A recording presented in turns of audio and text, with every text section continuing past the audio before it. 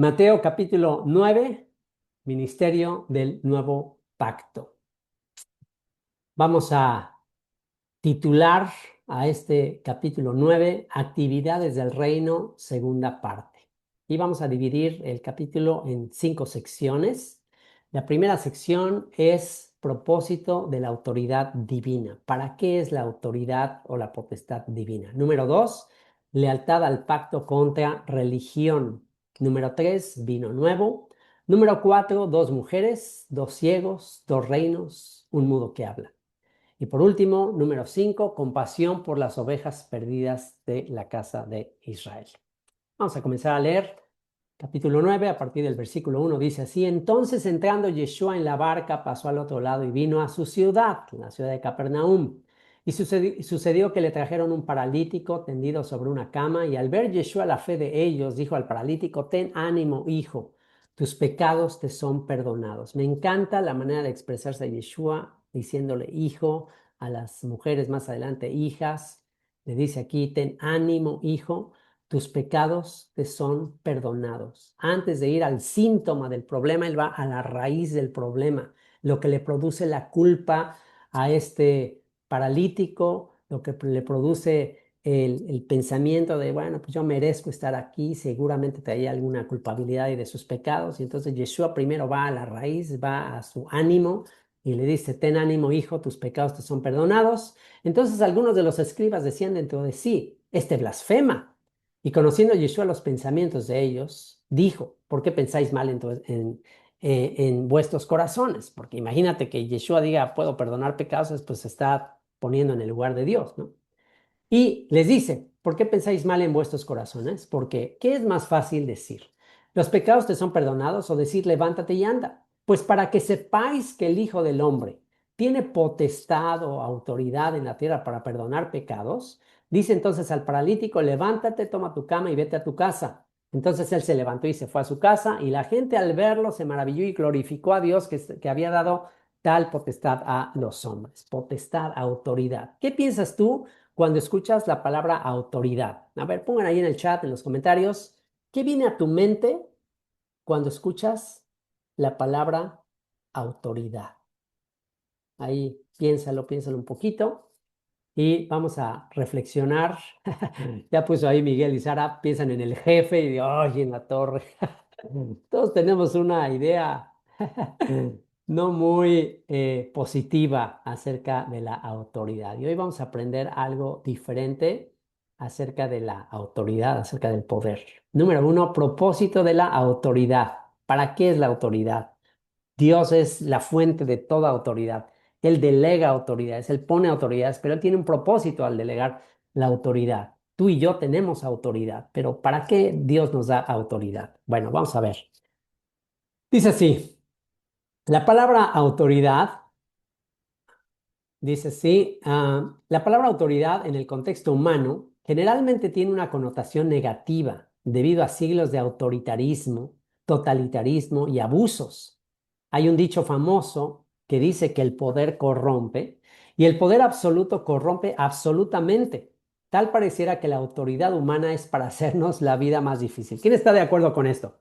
¿Quién está de acuerdo que en general en la historia de la humanidad la autoridad ha sido usada para arruinar, para arruinarnos, para dañarnos, para causar tremendos problemas? Y bueno, el hecho de tener autoridades, pues quien tiene el poder de su lado al ejército, pues generalmente lo usa de manera injusta, negativa, para ponerse por encima de los demás.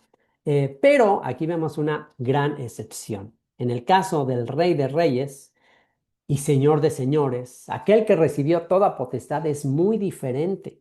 La gente reconoce su autoridad para enseñar, para calmar la tempestad, para echar fuera demonios. Él no usa su autoridad para aplastar u oprimir a su creación, sino para perdonarle, sanarle e instruirle hacia la bondad y restauración total. Nunca olvidemos eso al ejercer la autoridad que recibamos en cualquier aspecto de nuestra vida. Si te toca estar en autoridad en cualquier área ya sea hasta en tu casa, los que somos cabeza del hogar, cabeza de la familia, todos los que tenemos algún tipo, todos tenemos algún tipo de autoridad. Y bueno, de hecho, Yeshua en Mateo capítulo 28, versículo 16 al 20, le dice a sus discípulos y por consiguiente a nosotros que toda potestad le ha sido dada y también Él nos da la autoridad. ¿Nos da autoridad para qué? ¿Qué es lo que nos pide que hagamos? Vean lo que dice. Pero los 11 discípulos se fueron a Galilea, al monte donde Yeshua les había ordenado, y cuando le vieron, le adoraron, pero algunos dudaban. Y Yeshua se acercó y les habló diciendo, toda potestad, toda autoridad me es dada en el cielo y en la tierra. Por tanto, id y haced discípulos a todas las naciones, bautizándolos en el nombre del Padre y del Hijo y del Espíritu Santo, enseñándoles que guarden todas las cosas que os he mandado, y he aquí yo estoy con vosotros todos los días hasta el fin del mundo. Amén. Así que, ¿cuál es el propósito de la autoridad? El propósito verdadero, divino de la autoridad, ¿cuál es?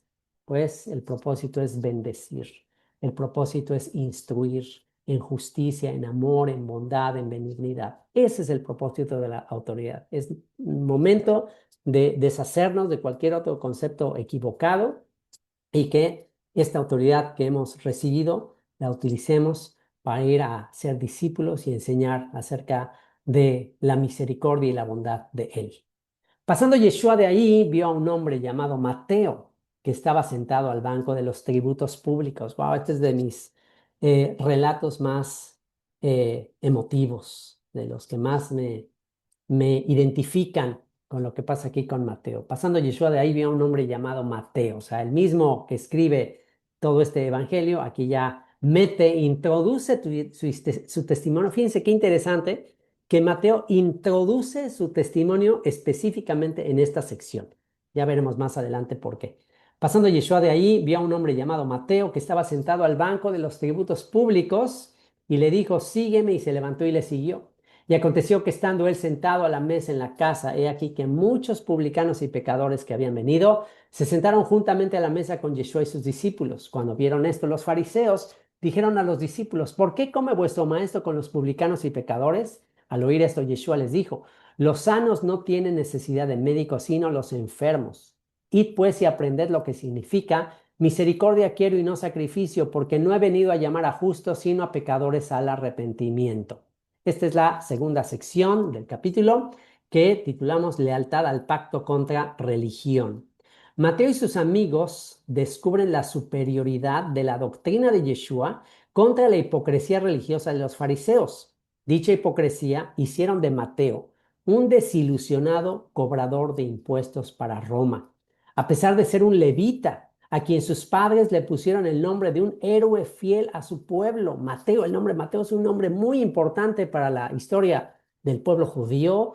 El famoso Matillau, uno de los macabeos que lucharon contra los griegos, y bueno, seguramente ahí los papás llenos de ilusiones de que su hijito se convirtiera en un héroe del pueblo como Matillau, pues imagínense la tremenda vergüenza y desilusión de verlo que termina ahí trabajando para el ejército extranjero, para Roma. Y bueno, pues él recibe de parte de sus padres este nombre de Mateo, Matillau, el nombre de un héroe fiel a su pueblo que luchó contra la asimilación extranjera. Dicha desilusión solo pudo ser sanada por el verdadero y fiel intérprete leal al pacto, que con una sola palabra, sígueme, acabó con años de vergüenza familiar. Y bueno, ¿por qué será que Mateo terminó ahí siendo cobrador de impuestos? Pues seguramente que por la hipocresía religiosa, la hipocresía de los mismos levitas que estaban ahí en el templo, los saduceos, pues él vio todo eso y seguramente dijo, no, sabes que todo esto es pura hipocresía, pura falsedad, y bueno, termina ahí en el banco de los tributos públicos, ya desilusionado, desanimado de todo, y no contaba con la astucia del verdadero leal, fiel al pacto, que le dice, sígueme, y en ese momento esa palabra acabó con años de vergüenza familiar. Recordemos eso, todos los que tenemos hijos trabajando para el enemigo. A lo mejor nuestros hijos se desilusionaron de ver cosas de hipocresía en la religión, etcétera, aún en nosotros mismos. Así que, bueno, confiemos en que a su momento nuestro Salvador les da con una sola palabra hacer volver. Así que esto nos dé esperanza a todos los que estamos orando por nuestros hijos. La palabra fariseo viene del verbo interpretar, ¿ok?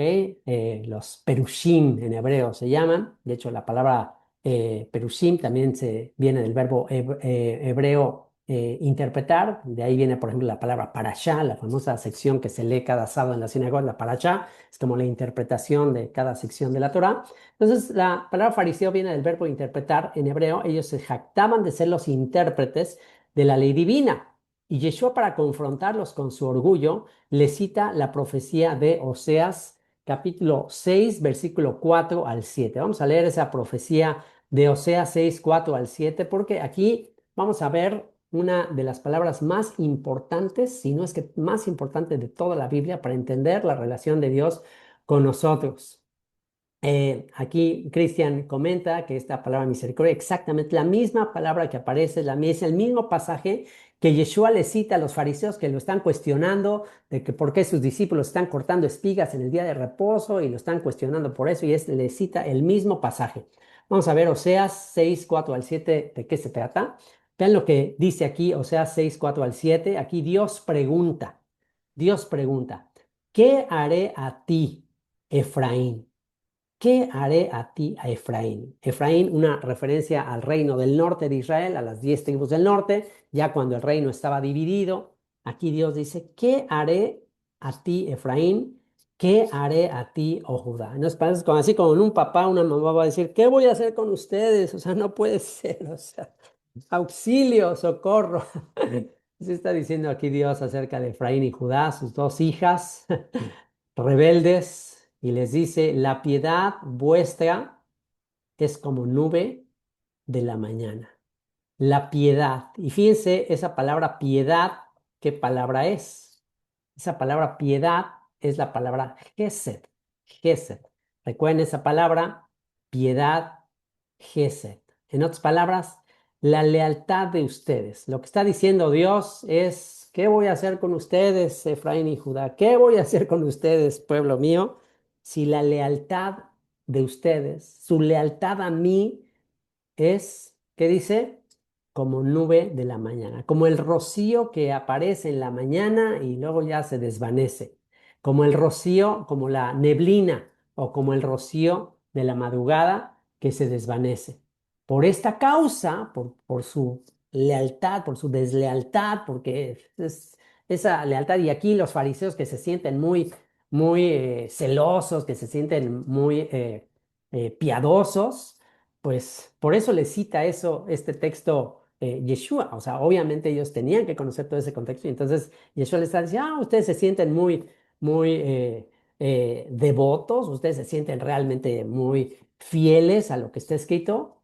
Recuerden lo que dice Oseas, tanto Efraín como Judá, todo Israel, su lealtad al pacto es como la neblina, es como el rocío de la mañana que se desvanece. Y dice, por esta causa los corté por medio de los profetas. Con las palabras de mi boca los maté. Y tus juicios serán como luz que sale. ¿Ok? Por eso los profetas anunciaron de ustedes lo que está sucediendo. Por eso estamos como estamos. Ahora sí que por eso estamos como estamos. Por eso estamos bajo la opresión romana, y antes de eso estamos bajo la opresión griega, y antes de eso bajo la opresión persa, y antes de eso Babilonia y Asiria. O sea, nos ha ido como en feria, y ustedes salen con que son fieles. O sea, no me vengan con eso, por favor.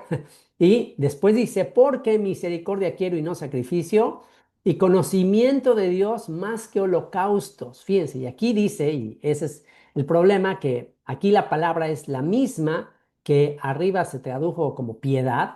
Entonces, en otras palabras, cuando aquí dice, porque misericordia, dice, y vamos a ver la palabra misericordia, la misma palabra, gesed, gesed, que se tiene que traducir de la misma manera, la lealtad. Y entonces cuando aquí Dios les dice a través de Oseas que la piedad de ellos es como neblina, como el rocío, lo que les dice es, yo quiero lealtad, Dios, yo quiero que sean leales a mí y no sus sacrificios. Esta era una de las principales doctrinas de los sacerdotes de Sadoc que fueron al desierto a escribir los manuscritos del Mar Muerto, esto fue es uno de los versículos más importantes para ellos, porque ellos dijeron, ¿sabes qué? ¿De qué sirve estar ahí en el templo haciendo sacrificios y sacrificios y sacrificios si no somos obedientes al pacto? Ya Dios dijo a través de Isaías que está harto de sus sacrificios, de sus ofrendas, ya dijo, ya no me traigan más vana ofrenda. Aquí a través de Oseas dice, yo quiero lealtad y no sacrificio. Y por eso ellos se fueron al desierto a ser leales al pacto, a vivir de acuerdo al pacto, ¿no? A mantenerse en las ordenanzas que Dios había dado. Y aquí podemos ver cómo la enseñanza, la doctrina de Yeshua está en armonía con esos sacerdotes de Sadoc. Y entonces les dice a estos fariseos que se sentían muy justos delante de Dios, les dice, Gesed quiero piedad, quiero lealtad al pacto y no sus sacrificios y toda su tradición oral y todos los mandamientos de hombres que ustedes están guardando, ¿de qué sirven todas esas cosas? Y conocimiento de Dios, verdadero conocimiento de Dios, más que holocaustos. Y dice, más ellos, cual Adán, traspasaron el pacto. Ahí prevaricaron contra mí, ¿ok? Cual Adán, así como Adán transgredió, pecó contra el mandamiento explícito de Dios, así también todo Israel, Efraín, Judá, todo Israel falló al pacto. Entonces, bueno, pues si aquí están cuestionando a Yeshua por estar con estos pecadores, con Mateo y con todos ellos, pues entonces aquí Yeshua les dice, eh, ustedes que se sienten sanos, ustedes que sienten que están en el pacto, pues ustedes no me necesitan. Pero esta gente que reconoce, o sea, Mateo reconocía perfectamente, todos estos pecadores reconocían perfectamente que estaban quebrantando el pacto, que se habían desobedecido, ellos lo reconocían perfectamente, pero estos fariseos estaban engañados, en su mente ellos pensaban que estaban guardando el pacto. ¿Y qué les dice Yeshua? ¿Qué les recuerda? Su percepción es de justicia, es como la neblina que desaparece, como el rocío que desaparece. Y luego continúa, siguiente, ahí en el versículo 14. Entonces vinieron a él los discípulos de Juan diciendo, ¿por qué nosotros y los fariseos ayunamos muchas veces y tus discípulos no ayunan? Yeshua les dijo, ¿acaso pueden los que están de bodas tener luto entre tanto que el esposo está con ellos? Pero vendrán días cuando el esposo les será quitado y entonces ayunarán. Nadie pone remiendo de paño nuevo en vestido viejo, porque tal remiendo tira del vestido y se hace peor la rotura. Ni echan vino nuevo en odres viejos, de otra manera los odres se rompen y el vino se derrama y los odres se pierden. Pero echan el vino nuevo en odres nuevos y lo uno y lo otro se conservan juntamente. Esta es la tercera sección, vino nuevo. Mateo decide escribir su testimonio entre reclamos de los fariseos sobre la autoridad y lealtad divina para su pueblo pecador y la alegría del banquete de bodas y su superioridad sobre la tristeza y el ayuno.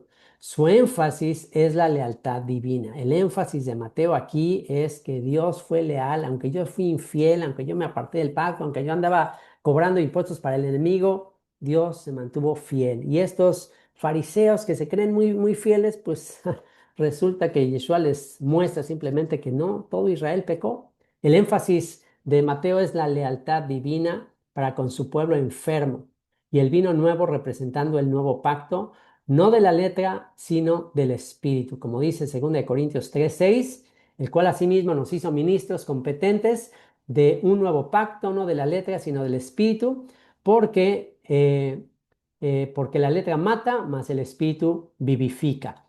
Y Lamentaciones 3:22-23 dice, por la misericordia del Señor no hemos sido consumidos, porque nunca decayeron sus misericordias. Nuevas son cada mañana, grande es tu fidelidad. Así que, bueno, qué coincidencia que nos tocó estudiar este capítulo hoy que anuncia la nueva etapa y renovación de Descubre la Biblia. Una vez más, la evidencia de que su espíritu nos guía a toda verdad. Y bueno, pues aquí por ahí preguntan, bueno, cuál es la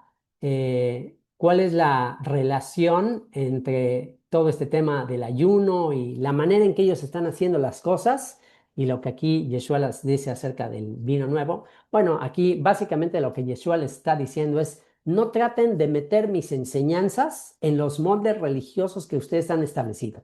Ustedes ya tienen todo estructurado. La tradición oral ya estaba toda estructurada, ya tenían sus tradiciones, sus costumbres, su manera de cómo hacer las cosas. Entonces Yeshua lo que le está diciendo, ok, ustedes ya tienen todo, ya tienen días exactos para ayunar, ya tienen días exactos para todo lo que ustedes hacen, ya está totalmente estructurado. Ya tienen una religión totalmente hecha, por eso ya no tienen nada más que descubrir. Por eso es tan difícil descubrir la Biblia cuando tú ya tienes una postura religiosa. Entonces, Yeshua lo que les dice en ese contexto de rigidez, de estructura religiosa es, pues, el vino nuevo, las cosas nuevas que yo vengo a enseñarles, tienen que ser puestas en odres nuevos. Esa es básicamente la relación, ¿ok? Y continúa, versículo 18 dice, mientras él les decía estas cosas, vino un hombre principal y se postró ante él, diciendo, mi hija acaba de morir, mas ven y pon tu mano sobre ella y vivirá. Y se levantó Yeshua y le siguió con sus discípulos. Y aquí una mujer enferma de flujo de sangre, desde hacía 12 años, se le acercó por detrás y tocó el borde de su manto porque decía dentro de sí, si tocare solamente su manto, seré salva. Pero Yeshua, volviéndose y mirándola, dijo, ten ánimo, hija, tu fe te ha salvado. Y la mujer fue salva desde aquella hora. Al entrar Yeshua en la casa del principal, viendo a los que tocaban flautas y la gente que hacía alboroto, les dijo, apartaos porque la niña no está muerta, sino duerme. Y se burlaban de él. Pero cuando la gente había sido echada fuera, entró y tomó de la mano a la niña y ella se levantó y se difundió la fama de esto por toda aquella tierra. Pasando Yeshua de ahí, le siguieron dos ciegos dando voces y diciendo, ten misericordia de nosotros, hijo de David. Y llegando a la casa vinieron a él los ciegos y Yeshua les dijo, ¿creéis que puedo hacer esto? Ellos dijeron, sí, Señor. Entonces les tocó los ojos diciendo, conforme a vuestra fe os sea hecho. Y los ojos de ellos fueron abiertos y Yeshua les encargó rigurosamente diciendo, mirad que nadie lo sepa. Pero salidos ellos divulgaron la fama de él por toda aquella tierra. Y vean aquí cómo se menciona en dos ocasiones aquí, se menciona que después de sanar aquí a la mujer del flujo, dice que se difunde la fama de esto por toda la tierra y aquí después de sanar a estos dos ciegos también se divulga la fama de él por toda aquella tierra y finalmente un mudo habla, mientras salían ellos, he aquí le trajeron un mudo endemoniado y echado fuera el demonio y el mudo habló. Echado fuera el demonio, el mudo habló y la gente se maravillaba y decía, nunca se ha visto cosa semejante en Israel. Pero los fariseos decían, por el príncipe de los demonios, echa fuera a los demonios. Y esta es la cuarta parte. La cuarta parte del capítulo es dos mujeres, dos ciegos, dos reinos. Estas mujeres, ¿a quién representan? Estas dos mujeres y estos dos ciegos, ¿a quién representarán? Y obviamente los que ya conocen todo el contexto de la Biblia, los que ya conocen toda la palabra profética más segura, pues ya obviamente no podemos dejar de ver lo que ya vimos. No podemos dejar de ver lo que ya nos fue revelado. Y aquí no hay manera de desconectar a estas dos mujeres y a estos dos ciegos con los dos reinos de Israel, con la tierra prometida restaurada. Dos veces se menciona que se recorre la noticia por toda la tierra. En toda la tierra se corre la noticia de que Dios sanó a estas mujeres y Dios sanó a estos ciegos. Y finalmente un mudo liberado para difundir con su lengua la palabra de Dios. Mateo, como buen levita restaurado, ahora es capaz de escribir los misterios del nuevo pacto para los que tienen ojos para ver y oídos para oír. ¿Ok? Jeremías 31. Ahora Mateo puede ver el cumplimiento de Jeremías 31, el nuevo pacto con la casa de Israel y la casa de Judá. El nuevo pacto no es con las naciones. El nuevo pacto es con la casa de Israel y la casa de Judá. Obviamente, que tanto la casa de Israel como la casa de Judá pues están entre las naciones. Fueron dispersos entre las naciones y al estar dispersos entre las naciones, pues ellos van a llevar la buena nueva también a las naciones. O sea, las naciones también están incluidas en el plan de Dios, pero esa salvación a las naciones va a venir a través de los judíos. Misterio de las dos mujeres, los dos ciegos y el mudo liberado. Dos mujeres. Una mayor con 12 años de aflicción. ¿Ustedes creen que es coincidencia que esta mujer tiene 12 años? ¿Y por qué lo puso Mateo? Porque específicamente Mateo pudo haber omitido ese detalle, pero ella dice, no, esta mujer llevaba 12 años de esta aflicción, de esta impureza ritual, y una niña más pequeña que también tenía 12 años. También qué casualidad, qué coincidencia. No nada más que en realidad tenían esos 12 años, pero que lo registró Mateo como buen levita.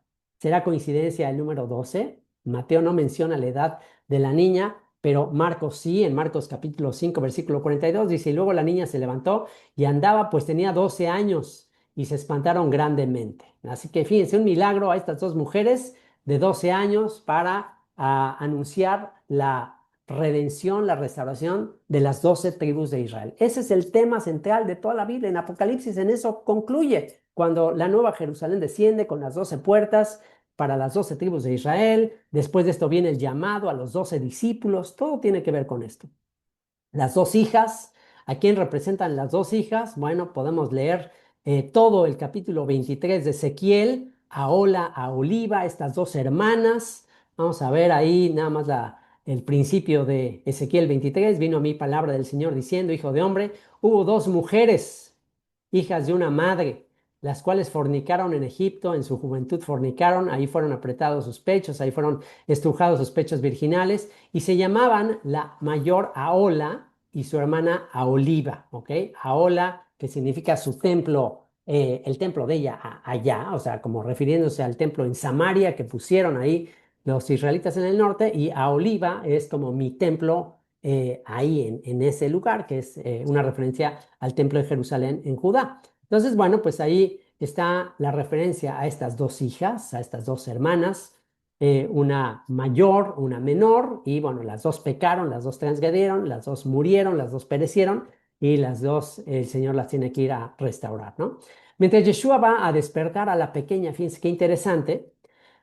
Mientras Yeshua va a despertar a la pequeña, a Judá, que el principal de la sinagoga tuvo que renunciar a todo su prestigio, a todo lo que representaba ya reconocer a Yeshua, y va, le pide que vaya a despertar, a sanar a su hija, y en el camino para ir a la salvación a la pequeña, que obviamente representaría a Judá, se detiene para sanar a la mayor que está metida entre las multitudes. Fíjense qué interesante. La mayor está entre las multitudes, pero entre las multitudes ella va a tocar el tzitzit, entre las multitudes. Ahí estamos tú y yo, impuros entre las naciones, pero con el deseo de llegar a tocar el tzitzit, el manto de autoridad del maestro. Así que hay un pequeño paréntesis ahí entre ir a sanar a Judá que sana a esta mujer entre las naciones. Con esto se cumple lo que dice Romanos capítulo 11, versículo 25.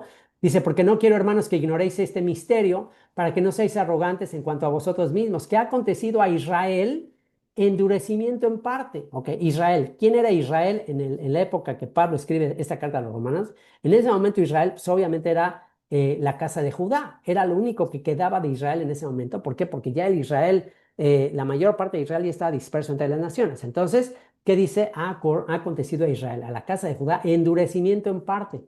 O sea, está como dormida, está como con el velo. Mientras tanto, ¿hasta qué? Hasta que haya entrado la plenitud de los gentiles. Y luego todo Israel será salvo.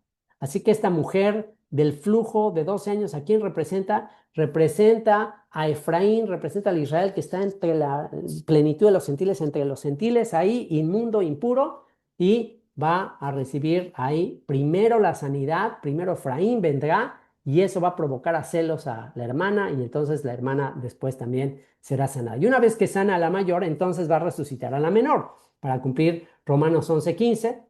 Vean lo que dice, porque si su exclusión es la reconciliación del mundo, ¿qué será su admisión sino vida de entre los muertos? ¿Okay? Cuando Judá regrese, entonces pues ahí ya viene la resurrección de entre los muertos. Cuando ya el pueblo judío reconozca a Yeshua como su Salvador, pues entonces ya se acabó la historia, viene la resurrección de los muertos. Y la mujer mayor, vemos otra representación de la mujer mayor, en Ezequiel capítulo 36, versículo 17 al 27, vean lo que dice Ezequiel 36, 17 al 27, hijo de hombre, mientras la casa de Israel moraba en su tierra, la contaminó con sus caminos y con sus obras. Como inmundicia de menstruosa fue su camino delante de mí. Y fíjense nada más qué impresionante que cada acontecimiento Cada milagro que sucedió en la vida de Yeshua tenía conexión con estas profecías. Y está hablando aquí de la casa de Israel como una mujer impura delante de él. Dice, derramé mi ira sobre ellos por la sangre que derramaron sobre la tierra, porque con sus ídolos la contaminaron. Les esparcí por las naciones y fueron dispersados por las tierras conforme a sus caminos y conforme a sus obras les juzgué. Y cuando llegaron a las naciones, a donde fueron, profanaron mi santo nombre, diciéndose de ellos, estos son pueblo del Señor y de la tierra de él han salido. Pero he tenido dolor al ver mi santo nombre profanado por la casa de Israel entre las naciones a donde fueron. ¿Se dan cuenta? El corazón del Padre, he tenido dolor por la casa de Israel. Por eso es cuando esta mujer y entonces le toca el manto, él dice, ¿quién me tocó? Y le dice, hija, hija, con compasión, he tenido dolor de verte así en tu estado, he tenido compasión por estos 12 años y en ese momento la sana. Por tanto, di a la casa de Israel, así ha dicho el Señor. No lo hago por vosotros, oh casa de Israel, sino por causa de mi santo nombre, el cual profanasteis vosotros entre las naciones a donde habéis llegado, y santificaré mi grande nombre profanado entre las naciones, el cual profanasteis vosotros en medio de ellas, y sabrán las naciones que yo soy el Señor, dice el Eterno, el Señor, cuando sea santificado en vosotros delante de sus ojos. Y yo os tomaré de las naciones y os recogeré de todas las tierras y os traeré a vuestro país, esparciré sobre vosotros agua limpia y seréis limpiados de vuestras inmundicias y de vuestros ídolos os limpiaré. Os daré corazón nuevo y pondré espíritu nuevo dentro de vosotros y quitaré de vuestra carne el corazón de piedra y os daré un corazón de carne. Y pondré dentro de vosotros mi espíritu y haré que andéis en mis estatutos y guardéis mis preceptos y los pongáis por obra. Y también otro texto de los profetas habla de Yeshua mirando a la casa de Israel, mirándola como una mujer en tus sangres, y ahí dice, y te diré, vive y vivirás, ¿no? Entonces, bueno, pues ahí está un cumplimiento de lo que este profeta anunció. Y por otro lado, viene después, y bueno, ya dijimos que la niña que después va a sanar, fíjense, antes de llegar y ya despertar a la niña que representa a Judá, viene este proceso de la plenitud de los gentiles, de la mujer impura que está entre las naciones, entre las multitudes, se abre paso, y ahí la sana y después va a despertar a la niña. Y después viene el episodio de los dos ciegos, y vamos a ver a quién representan estos dos ciegos. Isaías 42, versículo 18 al 25, dice, sordos oíd y vosotros ciegos mirad para ver. Dice, ¿quién es ciego sino mi siervo? ¿Quién es sordo como mi mensajero que envié? ¿Quién es ciego como mi escogido y ciego como el siervo del Señor? ¿Quién es el siervo del Señor? Pues obviamente Jacob, Israel. Entonces aquí está hablando de Jacob, de Israel como ciego, y efectivamente eso pasó con Jacob. ¿Qué pasó con Jacob ya en los últimos años de su vida? ¿Qué pasó? ¿Por qué tuvo que cruzar los brazos para orar por Efraín y Benjamín? Porque ya al final Jacob ya no veía. Entonces, bueno, pues esto se cumple literalmente a nivel espiritual. Israel está endurecido y dice que ve muchas cosas y no advierte, que abre los oídos y no oye. El Señor se complació por amor de su justicia en magnificar la ley y engrandecerla. Mas este pueblo es saqueado y pisoteado, todos ellos atrapados en cavernas y escondidos en cárceles. Son puestos para despojo y no hay quien libre y no hay quien libre, despojados y no hay quien diga restituir. ¿Quién de vosotros oirá esto? ¿Quién atenderá y escuchará? Fíjense, el mismo Señor dice, ¿quién va a entender esto? ¿Quién le va a poner atención a esto? Wow, que Dios nos ayude a Mishab, que estemos agradecidos porque nosotros podamos responder estas preguntas y decir, yo, Señor, yo estoy poniendo atención, yo estoy escuchando, yo estoy entendiendo todo este mensaje. ¿Quién atenderá y escuchará respecto al porvenir? ¿Quién dio a Jacob en botín y entregó a Israel a saqueadores? ¿No fue el Señor contra quien pecamos? Por eso el Señor los entregó a las naciones, por eso, por haber pecado, por no haber sido leales al pacto. No quisieron andar en sus caminos, ni oyeron su ley. Por tanto, derramó sobre él el ardor de su ira y fuerza de guerra, le puso fuego por todas partes, pero no entendió y le consumió, mas no hizo caso. ¿Ok? Así que, bueno, pues Israel no hizo caso, entonces necesita una intervención divina, sobrenatural, Dios permanece fiel, Dios permanece leal, aunque nosotros seamos infieles. Y dice el mudo endemoniado que hablará, aquí está en Isaías capítulo 35, versículo 3 al 6. Dice, fortaleced las manos cansadas, afirmad las rodillas endebles, decid a los de corazón apocado, esforzados, no temáis, he aquí que vuestro Dios viene con retribución, con pago, Dios mismo vendrá y os salvará. Entonces los ojos de los ciegos serán abiertos y los oídos de los sordos se abrirán. Entonces el cojo saltará como un ciervo y cantará la lengua del mudo, porque aguas serán cavadas en el desierto y torrentes en la soledad. El lugar seco se convertirá en estanque y el sequedal en manaderos de aguas. En la morada de chacales, en sus guaridas será lugar de cañas y juncos. Y bueno, pues aquí está la profecía de la restauración. Interesante que los líderes fariseos consideran mentira diabólica la liberación del Yeshua al mudo. Fíjense qué interesante cuando aquí Yeshua, después de sanar a las dos mujeres, a los dos ciegos y a este mudo que habla y lo libera de los demonios, qué interesante que los fariseos en representación de la religión oficial de Israel van a rechazar a Yeshua. Van a rechazar a Yeshua, van a considerar falsedad todo el testimonio de Yeshua. Y wow, esto es increíble porque es justamente lo que está sucediendo en nuestros días.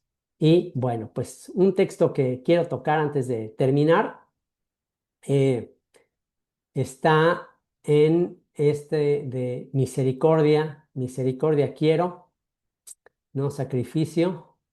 Hay un texto que quiero tocar y antes de esto, después de esto ya cerramos con el llamado. ¿Cómo saber si Dios te está llamando? Y bueno, pues aquí la palabra Gesed, algo que quiero enfatizar y quiero que no se nos olvide sobre la palabra misericordia quiero y no sacrificio, es que esta palabra Gesed, que se traduce como misericordia, es mucho más exacto traducirla como lealtad al pacto. ¿No se imaginan el impacto que me ha causado entender y enfocarme en que la traducción más correcta de la palabra misericordia, que se repite muchísimas veces a lo largo de toda la escritura, es muchísimo más específico y exacto traducir la palabra misericordia como lealtad, lealtad al pacto. Y ya leímos eh, lo que, lo que ha sido la lealtad de Israel hacia el pacto. A ver si quedó claro esto. ¿Cómo ha sido la lealtad de Israel al pacto? A ver si alguien lo puede escribir ahí. ¿Cómo ha sido la lealtad? ¿Qué tanto Israel ha sido leal al pacto con Dios? ¿Ha sido lealtad? ¿Ha sido leal o no ha sido leal? ¿Ok? ¿Cómo ha sido la lealtad? El mismo texto de Oseas que leímos, Dios describió la lealtad, la piedad, esa palabra Gesed otra vez, Dios describió la lealtad de Efraín y de Judá. Por eso dijo, ¿qué voy a hacer contigo, Efraín? ¿Qué voy a hacer contigo, Judá? Porque la lealtad de ustedes es como la neblina, es como el rocío que se desvanece. Así es la lealtad de Israel. Por consiguiente, así es nuestra lealtad. Ya ni hablemos de las naciones enteras, ¿no? Que se volvieron a los ídolos. Ahí todavía peor. Pero ¿qué hay de la lealtad de Israel? No, pues como la neblina, como el rocío que se desvanece, pero ¿qué hay acerca de la lealtad de Dios? Por eso es que esta palabra, Gesed, lealtad, es una de las palabras más importantes para afirmar nuestra fe y esperanza, basada en la lealtad divina y no en la nuestra. Todos nosotros nos descarriamos como ovejas, todos fuimos desleales, la humanidad entera. Romanos capítulo 1 habla de las naciones que habiendo conocido a Dios no le glorificaron como Dios ni le dieron gracias, sino que se envanecieron en sus razonamientos y su necio corazón fue entenebrecido, profesando ser sabios, se hicieron necios y cambiaron la gloria del Dios incorruptible en semejanza de hombre corruptible, de aves, de cuadrúpedos, de reptiles. O sea, la humanidad entera se apartó tras sus ídolos.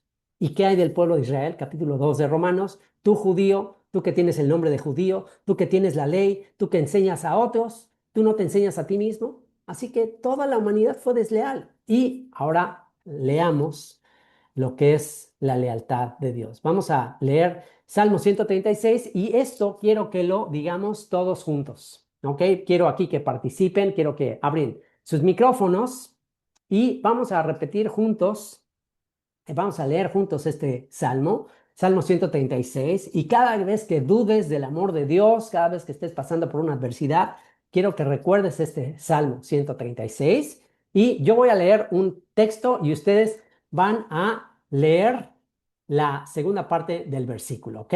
Aquí el Salmo 136 es un salmo donde se repite más que en cualquier otro salmo, más que en cualquier otro texto, lo que es la lealtad de Dios, ¿ok? Yo les voy a leer la primera parte, así que vayan abriendo sus micrófonos. Y dice así: alabad al Señor porque Él es bueno. Y ustedes van a decir la segunda parte, porque para siempre es su, y aquí la palabra misericordia, más correctamente es la palabra gesed, ¿ok?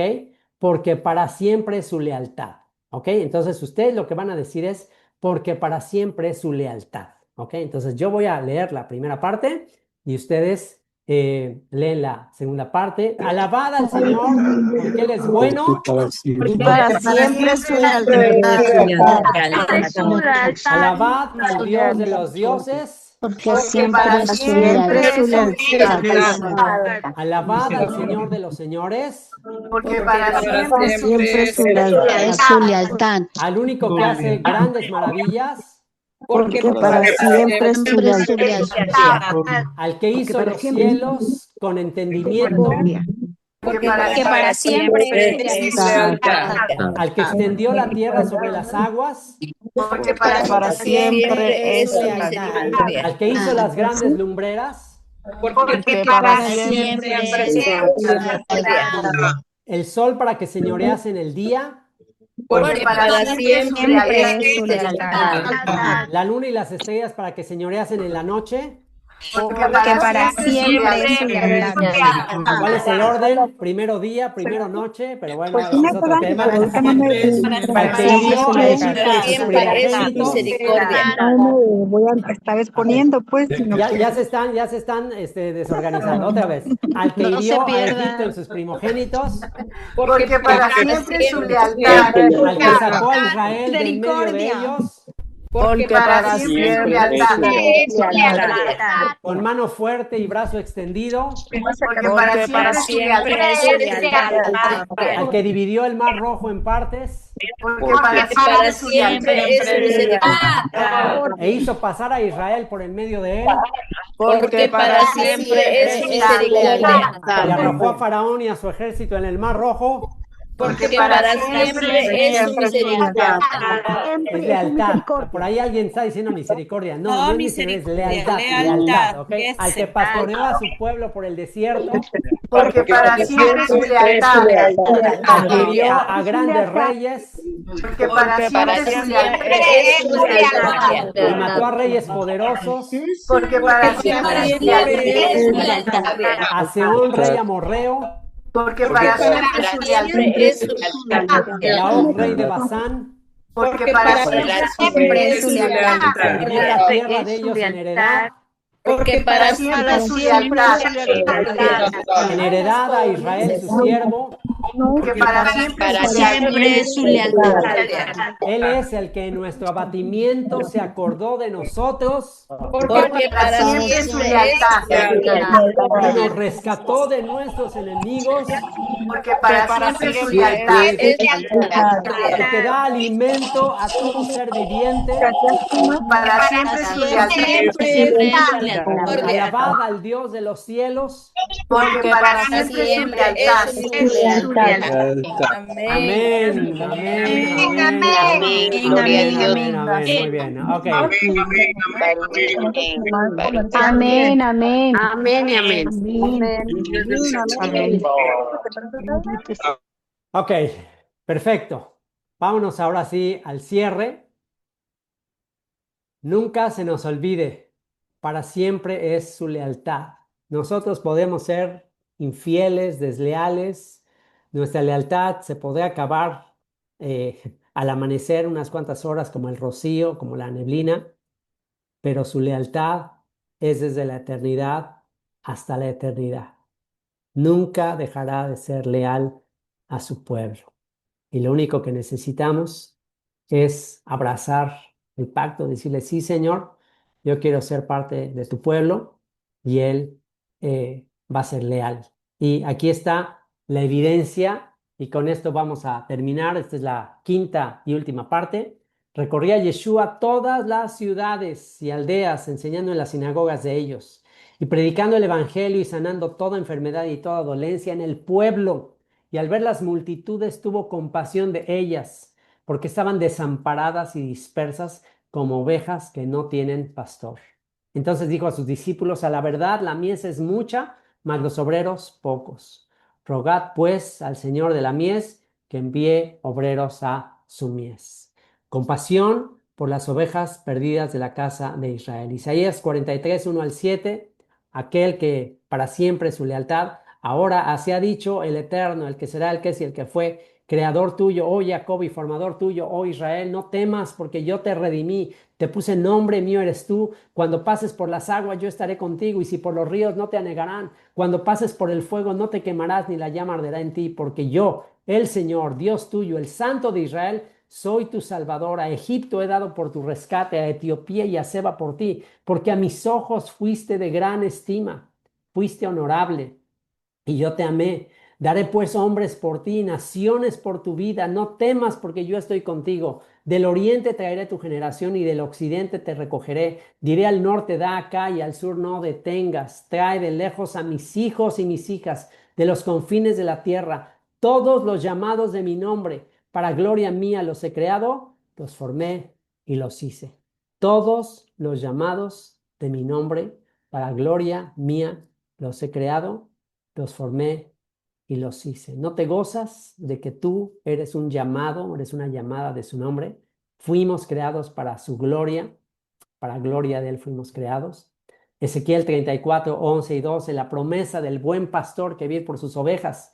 Porque así dicho el Señor, el Eterno, el que será, el que es y el que fue, aquí yo mismo iré a buscar mis ovejas y las reconoceré como reconoce su rebaño el pastor el día que esté en medio de sus ovejas esparcidas. Así reconoceré mis ovejas y las libraré de todos los lugares en que fueron esparcidas el día del nublado y de la oscuridad, y yo las sacaré de los pueblos y las juntaré de las tierras, las haré a su propia tierra y las apacentaré en los montes de Israel, por las riberas y en todos los lugares habitados del país. En buenos pastos las apacentaré y en los altos montes de Israel estará su aprisco, ahí dormirán en buen redil y en pastos suculentos serán apacentadas sobre los montes de Israel. Juan capítulo 10, versículo 14 al 16. Yo soy el buen pastor y conozco mis ovejas y las mías me conocen. Por eso fue a rescatar a Mateo, porque para siempre es su lealtad. Porque aunque Mateo fue desleal y estaba ahí sirviendo al enemigo, Dios siguió siendo leal y envió a su Hijo a su salvación para rescatar a esta oveja perdida. Yo soy el buen pastor y conozco mis ovejas y las mías me conocen, así como el Padre me conoce y yo conozco al Padre y pongo mi vida por las ovejas. También tengo otras ovejas. Aquí estamos tú y yo, Amishab. También tengo otras ovejas que no son de este redil. Aquellas también debo traer y oirán mi voz. Eso se está cumpliendo hoy. Esta palabra se está cumpliendo hoy en nuestras vidas. Y oirán mi voz. Y habrá un rebaño y un pastor. ¿Se dan cuenta? Un rebaño. Un rebaño, el Israel de Dios, no miles de denominaciones, no miles de religiones, un rebaño y un pastor. Mateo capítulo 15, 24, y él respondiendo dijo, no soy enviado, sino a las ovejas perdidas de la casa de Israel. ¿Qué pasará si rogamos que Dios mande más obreros para ayudarle con sus ovejas? ¿Qué creen que pasará? ¿Qué pasará si el día de hoy tú y yo le decimos, Señor, y la cosecha es mucha, hay mucha gente hambrienta, hay mucha gente queriendo venir, hay muchas ovejas sin pastor? Si ya el día de hoy te mostró, el Señor abrió tus ojos para que veamos cuántas ovejas dispersas, divididas, cada quien siguiendo diferentes denominaciones, doctrinas, y el Señor te mostró eso y te puso en tu corazón, ver esa necesidad. ¿Qué pasará y qué es lo que les dice? ¿Qué es lo que les dice inmediatamente después de que les muestre la necesidad y que les muestre a estas ovejas desamparadas y dispersas? Inmediatamente después, ¿qué les dice? Rogad al Señor de la mies que envíe obreros a su mies. Les dice, rueguen pues al Señor de la mies que envíe obreros a su mies. ¿Y qué creen que pasará si tú y yo oramos? Vamos a orar, vamos a pedir que el Señor envíe obreros a su mies, a estos campos para la cosecha. ¿Qué crees que pasará? Bueno, pues no te pierdas el próximo capítulo. Vamos a orar por el levantamiento de la dinastía de David, del rebaño de David, el rebaño del dulce pastor de Israel. Vamos a orar para que se cumpla esta oración y este llamado. Y en el próximo capítulo, la próxima semana, vamos a ver qué pasa cuando tú y yo rogamos, pedimos que el Señor envíe obreros a su mies. Señor, te doy gracias por tu misericordia. Gracias, Señor, por este capítulo que una vez más queda grabado, queda sellado en nuestra mente y corazón, Señor. Gracias por el misterio que descubriste ante nuestros ojos de tus dos casas dispersas entre las naciones, desleales, pero que tú tuviste lealtad, Señor. Desleales por habernos apartado, por habernos contaminado con los ídolos de las naciones, pero Señor, gracias por haber abierto nuestros ojos para mirar que tú eres la salvación de todo Israel y del resto del mundo, que la salvación viene de esa promesa que tú hiciste a David y que, Señor, tú levantarías el tabernáculo de David en estos últimos tiempos. Señor, que el día de hoy podamos hacer esa misma oración que hizo David por su pueblo, por la casa para tu nombre, y que nos concedas ser la generación que levante el tabernáculo caído de David, que construye este templo ya no hecho con mano, ya no de piedras, sino de corazones, de piedras vivas, que anhelamos tu presencia. Bendito seas, Señor, por sembrar en nosotros, y bendito seas por todo lo que tú nos das para seguir levantando el tabernáculo caído de David. Oración de alabanza de David. Primera de Crónicas 29, 10 al 18. Luego David alabó al Señor en presencia de toda la asamblea. Oh Señor, Dios de nuestro antepasado Israel, que seas alabado por siempre y para siempre. Tuyos, oh Señor, son la grandeza y el poder, la gloria, la victoria y la majestad. Todo lo que hay en los cielos y en la tierra es tuyo, oh Señor, y este es tu reino. Te adoramos como el que está por sobre todas las cosas. La riqueza y el honor solo vienen de ti, porque tú gobiernas todo. El poder y la fuerza están en tus manos, y según tu criterio la gente llega a ser poderosa y recibe fuerzas. Oh Dios nuestro, te damos gracias y alabamos tu glorioso nombre. Pero, ¿quién soy yo y qué es mi pueblo para que podamos darte algo a ti? Todo lo que tenemos ha venido de ti, y te damos solo lo que tú primero nos diste. Estamos aquí solo por un momento, visitantes y extranjeros en la tierra, al igual que nuestros antepasados. Nuestros días sobre la tierra son como una sombra pasajera, pasan pronto sin dejar rastro. Oh Señor nuestro Dios, aun estos materiales que hemos reunido para construir un templo para honrar tu santo nombre, vienen de ti. Todo te pertenece. Yo sé, mi Dios, que tú examinas nuestro corazón y te alegras cuando encuentras en él integridad. Tú sabes que he hecho todo esto con buenas intenciones y he visto a tu pueblo dando sus ofrendas por voluntad propia y con alegría. Oh Señor, Dios de nuestros antepasados, Abraham, Isaac e Israel, haz que tu pueblo siempre desee obedecerte. Asegúrate de que su amor por ti nunca cambie. Puedes encontrar la información para apoyar este servicio en la sección de apoyo de nuestra página web www.descubrelabiblia.online. Muchas gracias por hacerlo.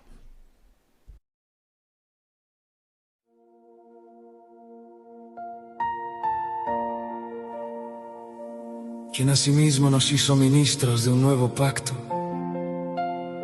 no de la letra, sino del espíritu, porque la letra mata, mas el espíritu da vida.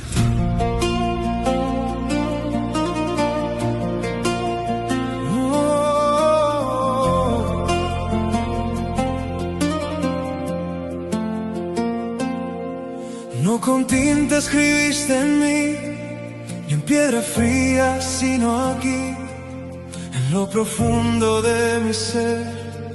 Tu espíritu me hizo nacer, leída en amor, visible aquí, carta viva escrita en mí. Ya no vivo yo, ahora vives tú. Tu gracia me sostiene y en tu luz camino. Y donde había sombra, luz brilló, y en mi interior tu voz habló. Yeshua sopló vida dentro de mí, su aliento santo ahora vive aquí. Mi espíritu sin vida él levantó, y con su sangre me vivificó. No viene de mí, viene de Dios, tu gracia me sostiene hoy. Nuevo pacto, vida y verdad, tu presencia me guiará.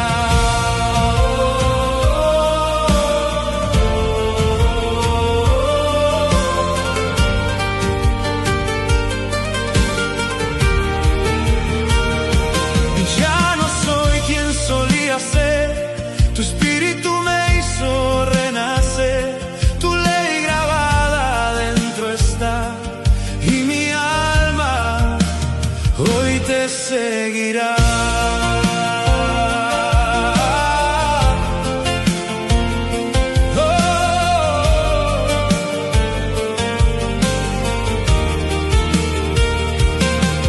No con tinta fue escrito en mí, y en piedra quedó tu voz, en lo profundo de mi ser.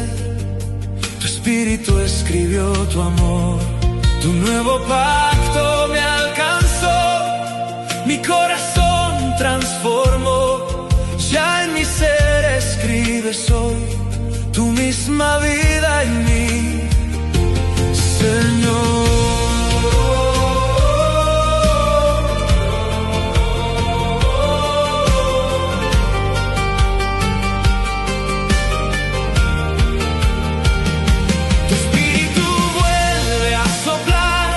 Despierta vida en este lugar, santifícanos en tu verdad. Tu palabra es verdad y nos da libertad. El cielo y la tierra pasarán, mas tu palabra eterna está. No se apaga, no morirá, por los siglos permanecerá. Quitaste el corazón de piedra en mí y un corazón de carne pusiste aquí. Tu ley ya no está fuera, Dios, ahora en mi interior la escribes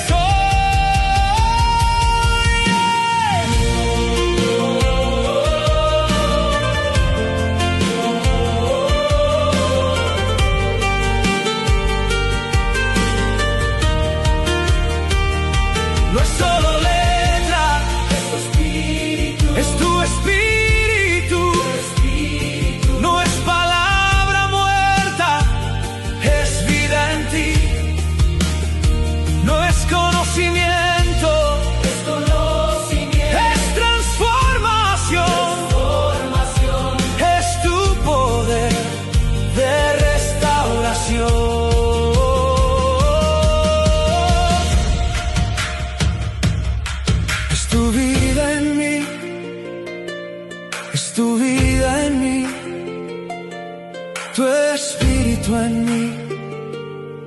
me sostiene en tu verdad.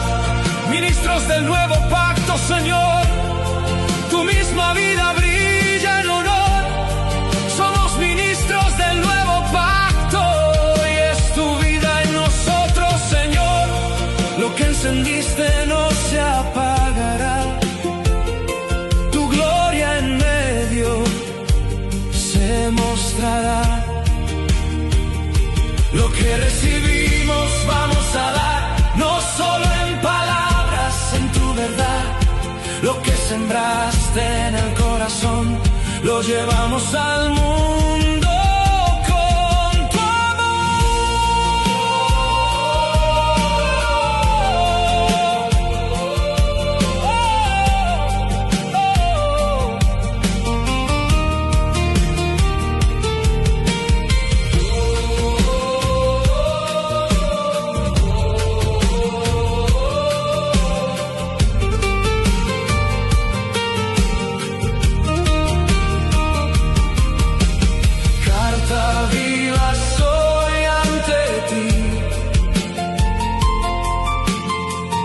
eterno que escribes en mí,